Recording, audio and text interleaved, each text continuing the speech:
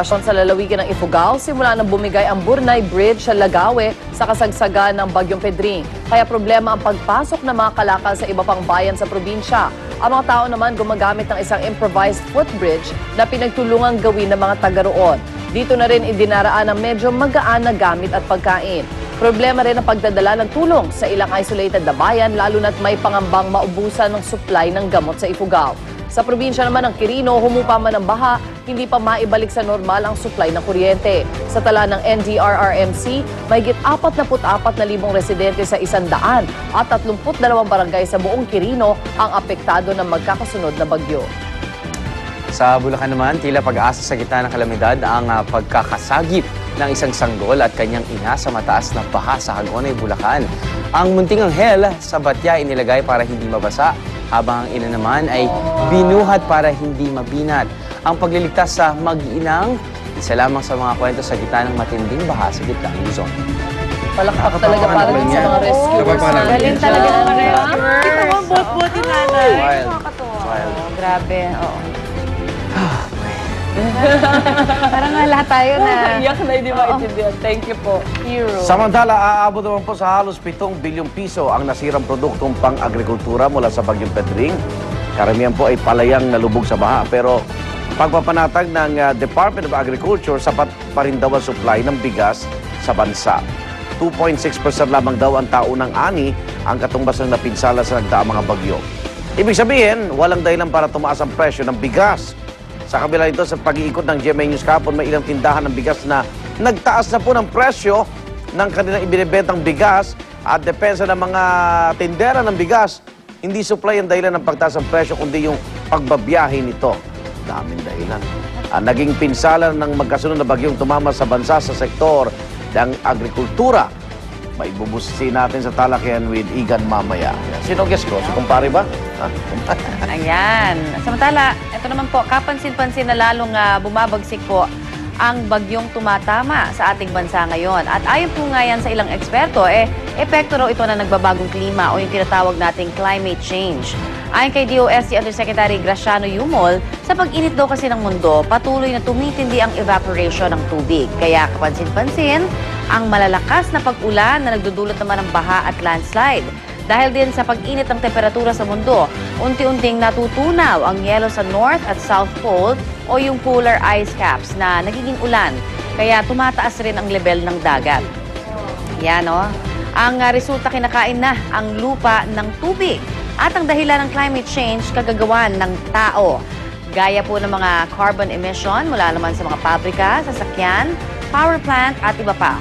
At sinasabing ang mga progresibong bansa tulad ng Amerika, mga bansa sa Europa at China, may mga pinakamalaking kontribusyon dito.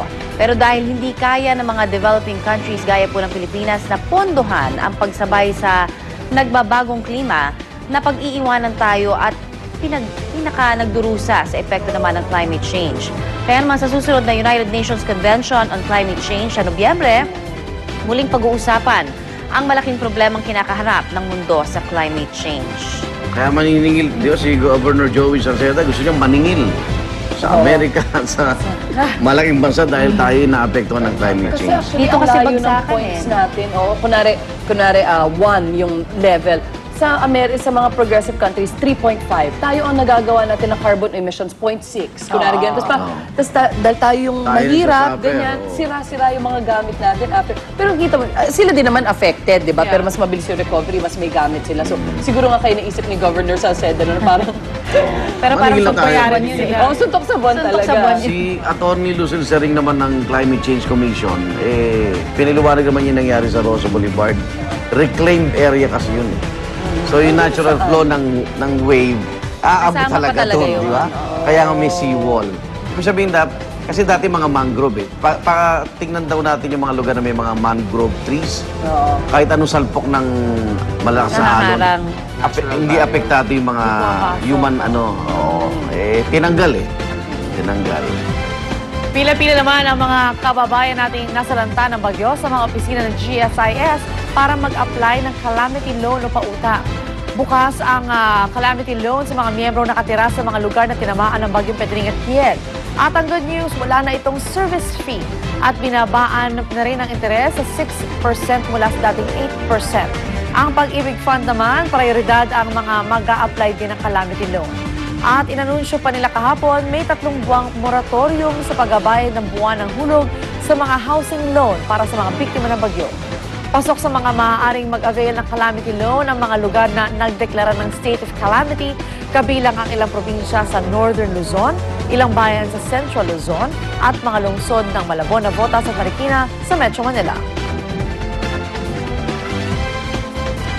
Okay, pasadahan natin mga maksyong balita sa mga ito. Narito na ang Ronda Reports.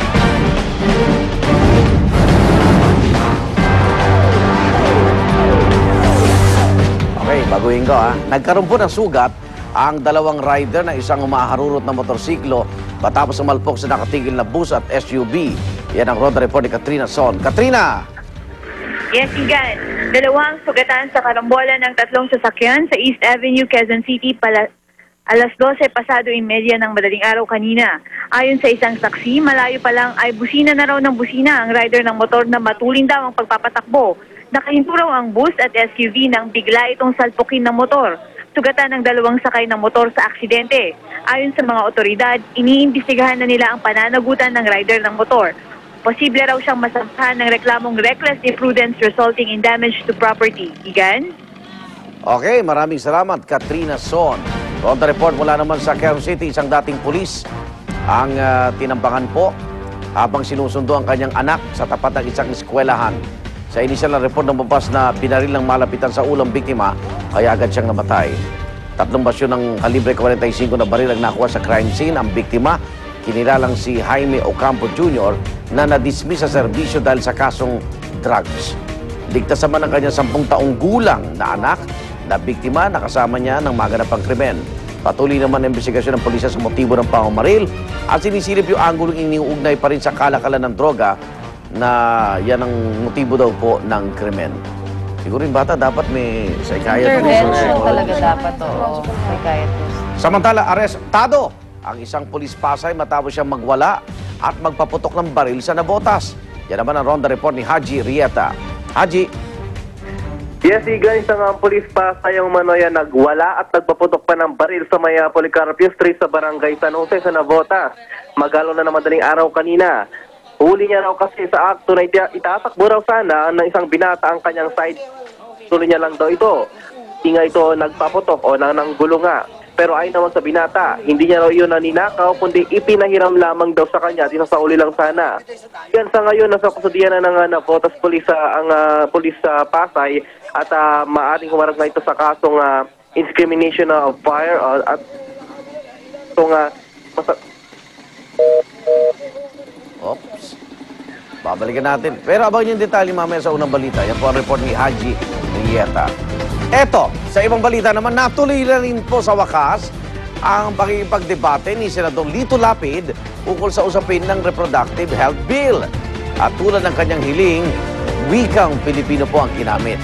Bagamat nung unay nakikipagbiroan pa ang mga senador, naging seryoso po ang usapan simula ng talakay ng naturang panukala. Ay kay Lapid, matagal na raw itong usapin, ngunit tila hindi pa rin siya kumbinsido na makakatulong ang RH Bill. Sa kanya, imbis na igugol ang milyon-milyong piso sa pagbili ng kondom at iba pang contraceptives, may ibang paraan para pakinabangan ito ng mga may hirap.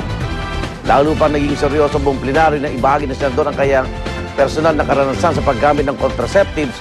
Namatay po yung kanyang anak dahil sa komplikasyon na bunso ng pag-inom ng contraceptives ng kanyang asawa habang nagbubuntis. Nung iluwan niya yung bata, may depresya. May sakit sa puso. Kung tinatawag po nila ay blue baby. Blue baby. Ang sabi nila, pag tumanda, hanggang 14 years old, titibay na yan. Sabi nila, hindi na magkakasakit yan. Umabot po ng 9 years old, tinatake yung bata. Di po ako makapaniwala na yung batang yun, aatakihin sa puso, napayat naman, namatay. Namatayan po ako ng anak. Isang oras din tumagal ang debate na itutuloy pa raw sa mga susunod na araw. At hindi totoo yung kumakalat na ang sinabi daw ni Senador Lapid na pag 4